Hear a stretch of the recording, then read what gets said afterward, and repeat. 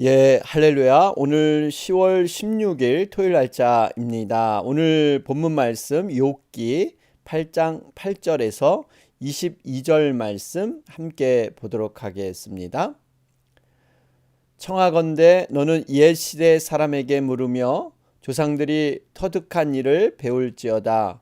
우리는 어제부터 있었을 뿐이라 우리는 아는 것이 없으며 세상에 있는 날이 그림자와 같으니라. 그들이 내게 가르쳐 이르지 아니하겠느냐? 그 마음에서 나오는 말을 하지 아니하겠느냐? 왕골이 진펄 아닌 데서 크게 자라겠으며 갈대가 물 없는 데서 크게 자라겠느냐? 이런 것은 새순이 돋아 아직 뜯을 때가 되기 전에 다른 풀보다 일찍이 마르느니라. 하나님을 잊어버리는 자의 길은 다 이와 같고 저속한 자의 희망은 무너지리니 그가 믿는 것이 끊어지고 그가 의지하는 것이 거미줄 같은즉 그 집을 의지할지라도 집이 서지 못하고 굳게 붙잡아 주어도 집이 보존되지 못하리라. 그는 햇빛을 받고 물이 올라 그 가지가 동산에 뻗으며 그 뿌리가 돌무더기에 서리어서 돌 가운데로 들어갔을지라도 그곳에서 뽑히면 그 자리도 모르는 채 하고 이르기를 내가 너를 보지 못하였다 하리니 그 길의 기쁨은 이와 같고 그 후에 다른 것이 흙에서 나니라. 하나님은 순전한 사람을 버리지 아니하시고 악한 자를 붙들어 주지 아니하시므로 웃음을 내 입에 즐거운 소리를 내 입술에 채우시리니 너를 미워하는 자는 부끄러움을 당할 것이라. 악인의 장막은 없어지리라. 아멘. 예, 우리 오늘 욥기 8장을 진행하는 가운데 있습니다. 욥기 8장은 수아 사람 빌닷이 변론하는 그러한 내용이죠. 지난 우리 1절부터 7절에 여러분 이 빌닷이란 사람은 전통과 경험을 굉장히 중요시 여겼던 그러한 사람이었죠. 자, 오늘 말씀을 좀 구체적으로 살펴보면 8절 말씀 보시면 너는 옛 시대 사람에게 물으며 조상들이 터득한 일을 배울지어다. 여러분 빌닷은 말씀드렸듯이 전통주의자, 역사를 중요시 했습니다. 그래서 빌닷은 욥에게 조상들에게 정말 물어서 그들의 지혜를 배우고 그들의 경험을 존중해라.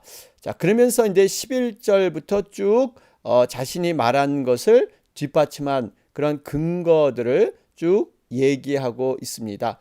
근데 사실 빌닷이 이 말을 한 의도가 무엇일까요? 그것은 욥이 하나님을 원망하는 말을 한 것은 하나님을 사실 경외하지 않기 때문으로 욥이 계속 그와 같이 태도를 취한다면 욥에게는 정말 아무런 희망이 없다. 그러니까 빨리 회개해라. 이런 의미가 깔려 있습니다.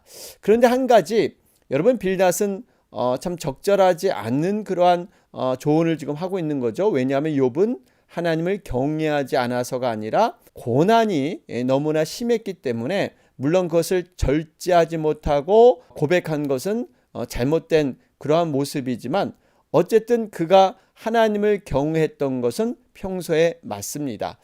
여러분 우리가 빌닷의 이 교훈을 통해서 한 가지 배울 것은요. 물론 이게 욥에게 직접적으로 적용되지는 않지만 일반적인 그러한 모습에서는 분명히 의미가 있다는 것이죠.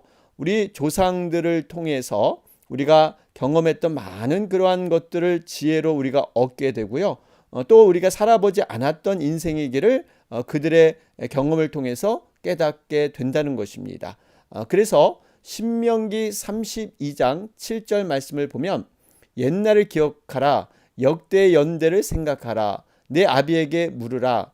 그가 내게 설명할 것이요 내 어른들에게 물으라. 그들이 내게 이르리로다. 여러분 결국 우리 조상들 또 부모님들의 경험을 소중히 여기고 그 가르침에 귀를 기울여야 된다 말씀하고 있습니다. 자, 그러면서 9절 말씀을 보시면 여기에 얼마나 참 세상이 빨리 지나가는가, 인생의 본질이 무엇인가 하는 것을 알 수가 있습니다. 우리는 어제부터 있었을 뿐이라 우리는 아는 것이 없으며 세상에 있는 날이 그림자와 같으니라. 여러분 인생의 무상함과 또 세월의 빠름을 얘기하고 있죠. 특별히 여기 보니까 세상에 있는 날이 그림자와 같다 그랬어요. 여름날에 굉장히 떼약볕이 이렇게 태양이 내리치게 되면 때로는 시원한 그늘을 우리는 찾게 됩니다. 나무 아래서 쉰다거나 거기서 잠시 휴식을 이렇게 갖게 되는데 그러면 이 그림자가 나무 아래 그림자가 그대로 있는 것이 아니라 시간이 지나면 그림자가 곧 옆으로 이동하게 됩니다. 어떻게 보면 인생의 본질이 바로 이렇다는 거예요. 역대상 29장 15절에도 주 앞에서는 우리가 우리 열조와 다름이 없이 나그네와 우고한 자라 세상에 있는 날이 그림자 같아서 머무름이 없나이다. 여러분 그림자는 실체가 아니죠. 태양 빛에 의해서 어떤 물체가 가려진 그곳에 있기 때문에 결국 태양이 움직임에 따라서 그림자도 사라지게 됩니다. 우리의 인생의 본질이 바로 이것이라는 것이죠. 그래서 우리는 이 사실을 통해서 정말 많은 지혜를 얻어야 하는데요. 우리가 이 땅에 살아가는 인생, 정말 잠시 왔다 가는 인생인데 너무 이 인생에 대해서 이 세상에 대해서 집착해서는 안 된다는 것이죠. 또 반대로 이렇게 급속하게 지나가는 것을 보고 그저 허무하게 느끼고 무가치하게 그냥 허송세월을 보내는 것, 이것도 안 되는 것입니다. 이 두 가지 극단적인 그러한 태도가 아니라 우리는 정말 인생에 주어진 값진 의미를 생각하면서 정말 하나님 앞에 정말 의미 있는 그러한 시간들을 사용하는 것, 늘 우리의 인생의 종착역이 어디인가, 그것은 하늘나라가 되죠. 그 하늘나라를 바라보고 이 땅에서 열심히 주어진 사역을 감당하는 것, 여러분 이것이 또 하나님이 기뻐하는 인생의 모습인 줄로 믿습니다. 스데반을 한번 생각해 보세요. 정말 어떻게 보면 이 땅에서 인생이 굉장히 짧았습니다. 그러나 그가 살았던 인생의 값진 모습은 영영이 남아 있는 것이죠. 주님을 위해서 살았고 하늘문이 열리는 것을 그는 경험했고 정말 주님께서 보좌에서 스데반을 환영하는 것을 보면서 행복과 만족을 누렸던 그러한 스데반. 바울은 특별히 인생을 경주에 비유하면서 달려갈 길을 다 마치고 의의 면류관이 예배되었다. 이런 기쁨과 감격을 그는 경험한 바 있습니다. 결국 우리의 인생의 모습을 어떻게 살아갈 것인가 하는 것들을 돌아보게 되죠. 자, 그러면서 여러분 11절부터 12절 말씀을 보시면 이제 이 그 빌닷이 어떤 그러한 자신의 주장을 뒷받침하는 이러한 것을 쉽게 비유하고 있습니다. 11절 말씀을 보면 왕골이 진펄 아닌 데서 크게 자라겠으며 갈대가 물 없는 데서 크게 자라겠느냐. 여러분 이 왕골이라는 것은요 좀 번역이 이것이 애매한 점이 없지 않아 있는데요. 파피루스입니다. 파피루스를 쭉 펴가지고 그곳에 이렇게 기록을 예전에 했었죠. 이 왕골이라는 것은 구멍이 많고 속이 비어 있습니다. 그래서 이제 위선자들을 상징하는데 결국 이 땅의 위선자들은 실속이 없고 안정감이 없는 이러한 악인으로 비유되고 있습니다. 특별히 이 왕골은 진펄이 아닌 데서 크게 자라겠으며 이 진펄이라는 것은요 히브리어로 삐차 그러는데요. 쉽게 말하면 늪지대를 의미하고 있습니다. 물과 진흙이 고여 있는 곳. 이 왕골은 이러한 물을 흠뻑 먹고 이렇게 왕성하게 자라는 그러한 식물이죠. 또 갈대가 물 없는 데서 크게 자라겠느냐 그렇습니다. 그러면서 12절에 이런 것은 새순이 돋아 아직 뜯을 때가 되기 전에 다른 풀보다 일찍이 마르느니라 그렇습니다. 여러분 이것은 결국 욥의 번영과 파멸이 악인의 전형적인 모습이었다. 지금 이것을 은유적으로 지적하고 있는 것이죠. 악인의 특징이라는 것은요 굉장히 성장이 빠릅니다. 급속하게 성장을 하죠. 여러분 잡초나 이러한 그 가라지 같은 것은요 엄청나게 빨리 자라나게 됩니다.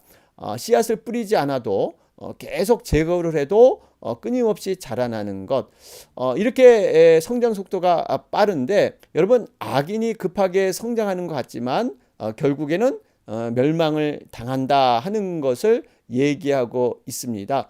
의인들은 열심히 성실하게 살지만 그러한 결과를 제대로 얻지 못하고 악인들은 손쉽게 쉬운 번영과 형통을 누릴 때 여러분 마음에 힘듦이 있죠. 그러나 우리가 분명히 알아야 할 것이 있습니다. 지금 이렇게 급속하게 악인이 성장한다 그래도요, 영원히 번영하지는 못한다는 사실입니다.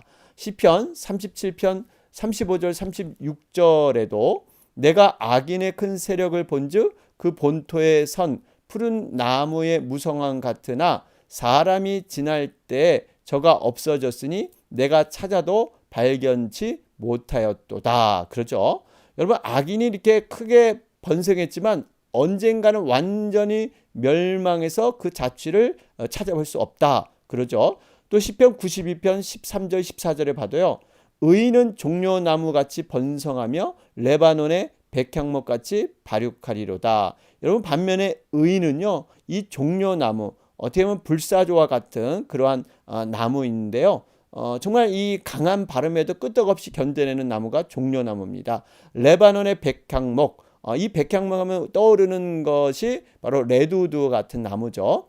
높이가 100m 이상으로 쭉 뻗은 나무. 여러분, 이 백향목은 특별히 성전의 기둥을 만들고 성전을 건축하는 데 사용된 나무입니다. 이것은 어떠한 그 만년설, 정말 이 주위 환경이 아무리 추워도 끄떡없이 견뎌내는 나무가 되죠. 바로 의인의 모습은 바로 이렇다는 거예요. 그러면서 14절에도 이 늙어도 결실하며 진액이 풍족하고 빛이 청정하다. 그러죠. 바로 의인의 삶은 결과적으로 궁극적으로 반드시 하나님께서 일으켜 세우셔서 형통케 하신다 하는 그러한 말씀인 것을 볼 수가 있습니다. 자, 그러면서 14절 15절 말씀을 보면 빌닷이 얘기하기를 이 악인들의 모습이 어떤가, 특별히 15절 보면 그 집을 의지할지라도 집이 서지 못하고 굳게 붙잡아 주어도 집이 보존되지 못하리라. 여러분, 이 집이라는 게 어떻게 보면 여기에 중심 단어인데요, 세상에서 가장 빨리 지을 수 있는 집, 여러분 그게 뭘까요? 거미줄 아니겠습니까? 거미줄은 허공에 집을 짓게 되죠. 그런데 이 거미줄의 힘은 굉장히 강합니다. 자신보다 더 큰 곤충들을 다 자신의 거미줄에 걸리게 해서 서서히 잡아먹게 되죠. 그런데 여러분, 이 거미줄은 어떤 안정성이나 영구성은 없습니다. 그저 그냥 어떠한 물체가 지나가게 되면요, 집이 하루아침에 다 없어지고 무너져 버린다는 사실입니다.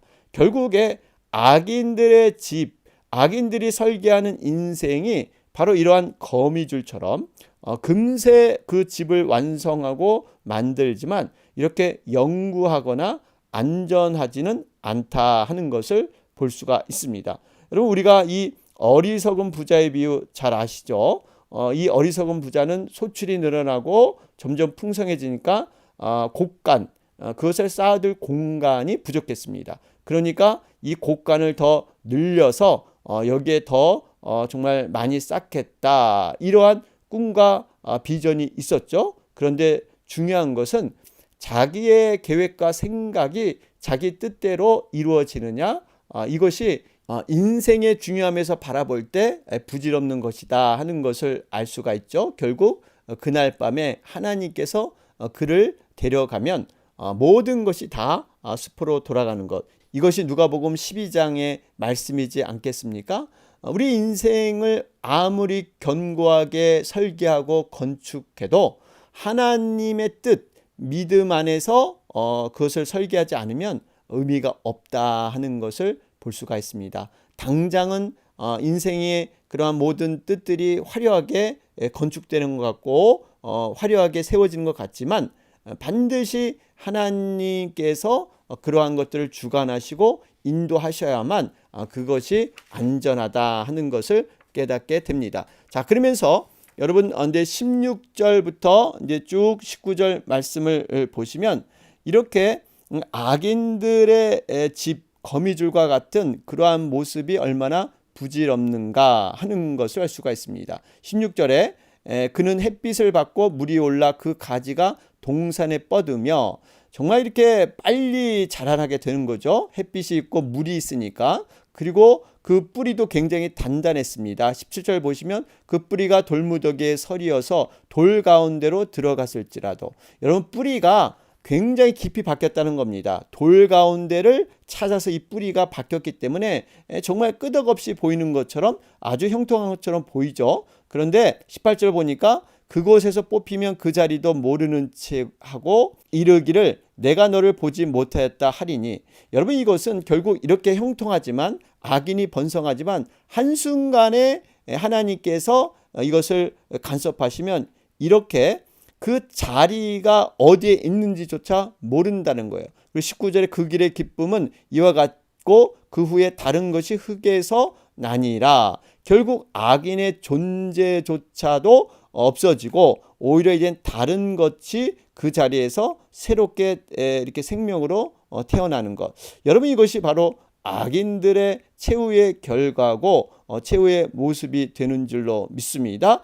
자, 그러면서 반면에 20절에 정말 하나님의 사람, 성도들의 모습은 어떠한가? 하나님은 순전한 사람을 버리지 아니하시고 악한 자를 붙들어 주지 아니하심으로, 여기 보니까 순전한 사람, 이 순전한 사람이 바로 욥을 의미하는 의미죠.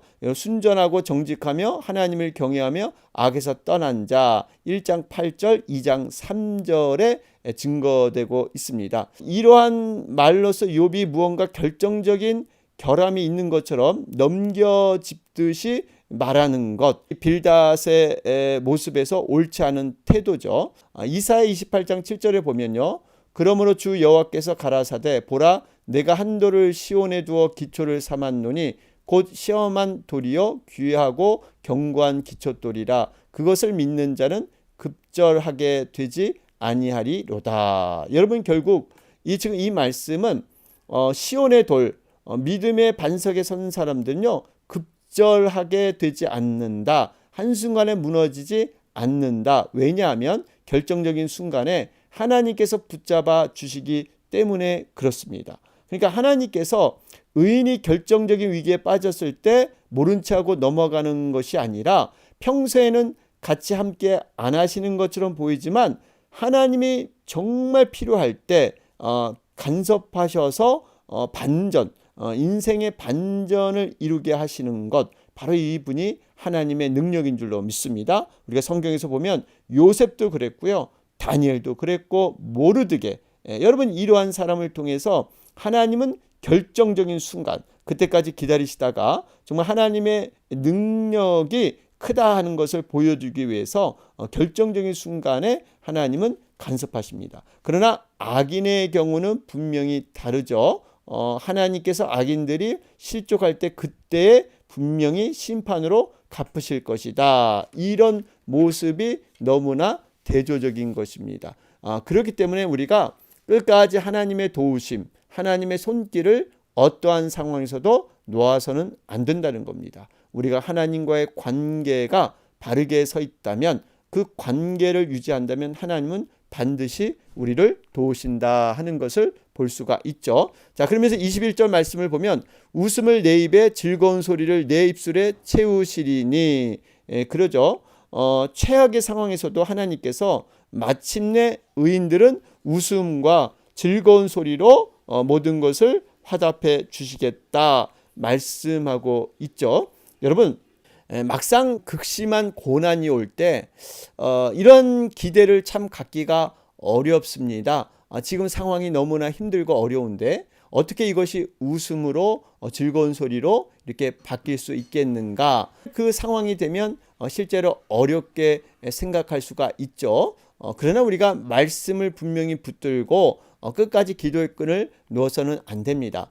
물론 여러분들 믿음이 있다고 해서 다 이 말씀을 붙들고 말씀이 이루어질 것을 이렇게 소망하고 살지는 않는다 하는 것을 알 수가 있죠. 과거에 이스라엘 사람들의 모습을 보면 그들이 바로 그랬습니다. 시편 126편 2절부터 4절 말씀을 보면 여호와께서 시온의 포로를 돌리실 때 우리가 꿈꾸는 것 같았도다. 그때 우리 입에는 웃음이 가득하고 우리 혀에는 찬양이 찾았도다. 열방 중에 말하기를 여호와께서 저희를 위하여 대사를 행하셨다 하였도다. 여호와께서 우리를 위하여 대사를 행하셨으니 우리는 기쁘도다. 그러죠. 이 시를 보면요, 이스라엘 자손이라고 해서 늘 하나님께 대한 확신만을 갖고 있지 않았다는 것을 볼 수가 있죠. 이미 예레미야 선지를 통해서 이스라엘 백성이 70년 동안 바벨론을 섬긴 후에 이제 고향으로 돌아갈 것이다, 이렇게 예언을 해 주었건만 이 사실을 그대로 믿는 사람은 많지 않았습니다. 그런데 놀라운 것은 사람이 있든 없든 간에 믿음이 있든 없든 간에 하나님께서는 이 언약대로 그대로 예루살렘으로 그들을 귀환시켜 주셔서 그들의 입에 웃음을 채워주시고 입술에 찬양을 채워주셨다는 것입니다. 여러분, 사실 과거를 돌이킬 때 이스라엘 사람들이 얼마나 꿈만 같은 그러한 것을 경험했겠습니까? 그걸 통해서 하나님이 분명히 살아계시는구나, 하나님은 약속대로 분명히 이루시구나, 우리가 그것을 믿든지 말든지 간에 하나님은 하나님의 의를 가지고 모든 일을 그대로 행하신다 하는 것을 볼 수가 있습니다. 여러분, 이스라엘 백성이 또한 광야에서 40년 생활을 했을 때 200만 명이 넘는 사람들이 여러분 광야를 이렇게 지나갔죠. 그런데 결과가요, 그들 중에 굶어 죽는 사람이 아무도 없었습니다. 뿐만 아니라 옷이 헤어지지도 않았고 발이 부르트지도 않았다. 여러분, 이 발이 부르트지 않았다는 것은 신발을 정말 그들이 사용했기 때문에 그 신발을 통해서 발에 이상이 없었던 것이죠. 여러분, 이 신발은 이제 가죽으로 만들어졌는데, 여러분, 이 광야에서 가죽 구하기가 쉽지 않은데 이미 이스라엘이 출애굽할 때 애굽에서 모든 것을 준비케 하셨던 하나님의 섭리를 볼 수가 있습니다. 어쨌든 간에 우리가 붙들어야 할 것은요, 하나님은 지금 어떠한 상황이든지 우리가 어떤 형편에 처했든지 믿음을 잃지 않고 우리가 그 믿음으로 하나님을 붙들고 인내하게 되면 반드시 하나님의 관점, 하나님의 시간에 모든 것을 회복시켜 주시고 하나님의 축복의 능력을 경험하게 하신다 하는 것을 볼 수가 있습니다. 그러면서 22절 결론의 말씀이 너를 미워하는 자는 부끄러움을 당할 것이라 악인의 장막은 없어지리라. 분명히 물론 이 말씀들이 욥에게 적용되는 건 아니지만 일반적인 우리의 믿음의 모습에서 보편적인 믿음으로 우리가 이 말씀을 진리로 받아들이게 됩니다. 자, 오늘 말씀 묵상하면서 옳지만 진실이 아닌 말을 분별해야 합니다. 여러분, 내일은 우리 복된 주일입니다. 우리가 주일을 정말 사모하는 마음으로 또 준비하면서요, 우리 교회를 위해서 특별히 우리 목장 세워져 가고 있는 그러한 상황입니다. 우리 목자님들, 목녀님들 성령 충만하게 모든 일을 잘 감당하며 또 우리 목원들이 함께 한 마음으로 또 그 본질과 뜻을 잘 세워나갈 수 있도록 위해서 기도해 주시기 바랍니다. 우리 계속해서 육신의 회복을 위해서 기도하는 우리 지체들을 위해서 함께 기도하도록 하겠습니다. 다 같이 기도드리겠습니다.